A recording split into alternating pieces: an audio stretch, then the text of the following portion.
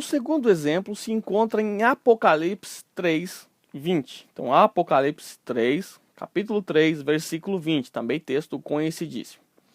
Eis que estou à porta e bato. Se alguém ouvir a minha voz e abrir a porta, entrarei e cearei com ele e ele comigo. Segue a minha interpretação.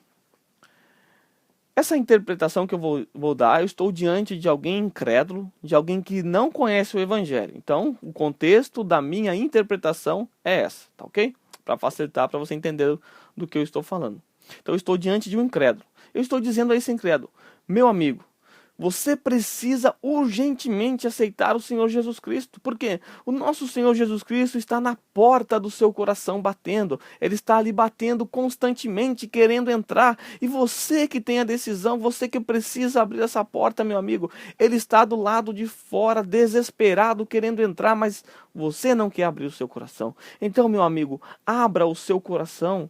Jesus não é como Satanás. Satanás, ele arromba, ele vem com os pés de cabra, ele quebra todas as portas e entra de qualquer maneira, mas o Senhor Jesus, ele é educado. Por isso, ele está à porta do seu coração, batendo, toque, toque, toque. Cabe a você abrir a porta do seu coração e deixar o nosso Senhor Jesus Cristo entrar.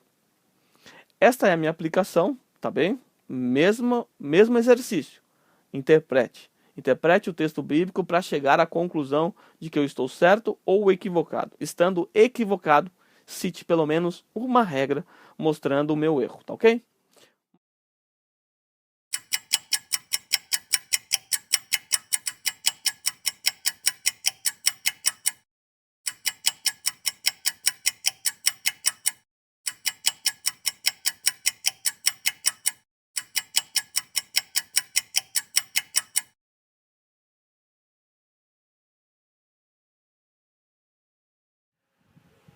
Bem, vamos corrigir Apocalipse capítulo 3, versículo 20, aquele famoso texto que diz: eis que estou à porta e bato, se alguém ouvir a minha voz e abrir a porta, entrarei em sua casa e cearei com ele e ele comigo. Bem, você deve lembrar que eu fiz uma aplicação desse texto. A aplicação que eu fiz foi que eu estava diante de um incrédulo pregando o evangelho a ele e eu disse: meu amigo, você precisa se arrepender, você precisa abrir seu coração. Por quê? Porque o Senhor Jesus está na porta do seu coração, ó, toque, toque, toque, batendo aí, esperando você abrir a porta. Ele não vai arrombar, ele não tem um pé de cabra, ele é muito educado, e se você não abrir a porta, Jesus não vai entrar no teu coração. Então aceite Jesus, abra teu coração, ele vai entrar e vai cear com você vai cear com ele, etc e tal. Esta foi a aplicação que eu fiz e você ficou responsável em dar a resposta correta. A resposta se eu estou correto ou errado. Bem, vamos entender então o que esse texto tem a nos dizer e se essa aplicação, essa interpretação, ela está correta. Vamos descobrir? Primeiramente, eu gostaria de dizer que eu vou usar a regra número 13. A regra número 13, na verdade, 11, 12 e 13, são regras que você mais usará na interpretação das Escrituras. Praticamente, em todos os textos, você tem que usar a regra 13. A regra 13 ela é aplicável a todos os textos. Tá ok? Então, vamos aplicar a regra 13 aqui. A regra 13 diz o que mesmo? Interprete a passagem em harmonia com o seu contexto. Não tem como fugir do contexto. Sempre bato na mesma tecla. Vamos entender se esse texto pode ser aplicado ao incrédulo. Se esse texto quer dizer que Jesus está na porta do coração, na vida do incrédulo, batendo, esperando uma oportunidade para entrar. Vamos tentar entender isso aqui, à luz do contexto.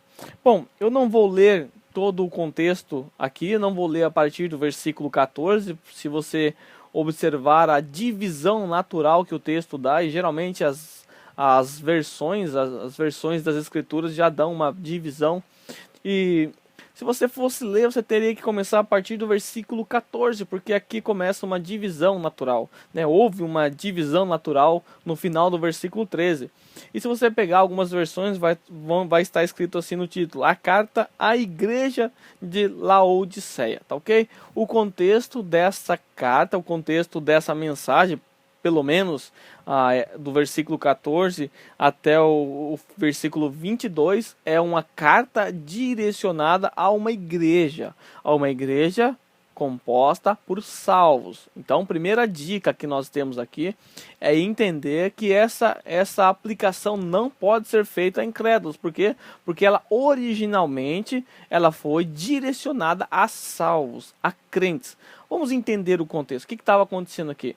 Se você observar, essa igreja de Laodiceia é uma igreja que estava com sérios problemas. Uma igreja morna, é uma igreja que estava deixando o Senhor Jesus Cristo o lado de fora. Vê se pode. Consegue imaginar isso? Uma igreja cristã deixando o próprio Senhor Jesus Cristo do lado de fora. Jesus Cristo já não participava, já não estava mais, já não era mais invocado naquela igreja, de maneira que essa igreja era uma igreja morna. No versículo 16 nós vamos ver que o texto diz: porque você é morno, não é frio nem quente, estou a ponto de vomitá-lo da minha boca. Uma palavra bem forte aqui, mas era a situação da igreja. A igreja de Laodiceia estava numa situação terrível, de abandono mesmo, abandono completo ao Senhor Jesus Cristo, de maneira que ele foi tratado como se estivesse do lado de fora daquela igreja, do lado de fora da porta, batendo, querendo entrar. O que João queria mostrar ao escrever isso aqui? Simplesmente que aquela igreja estava deixando o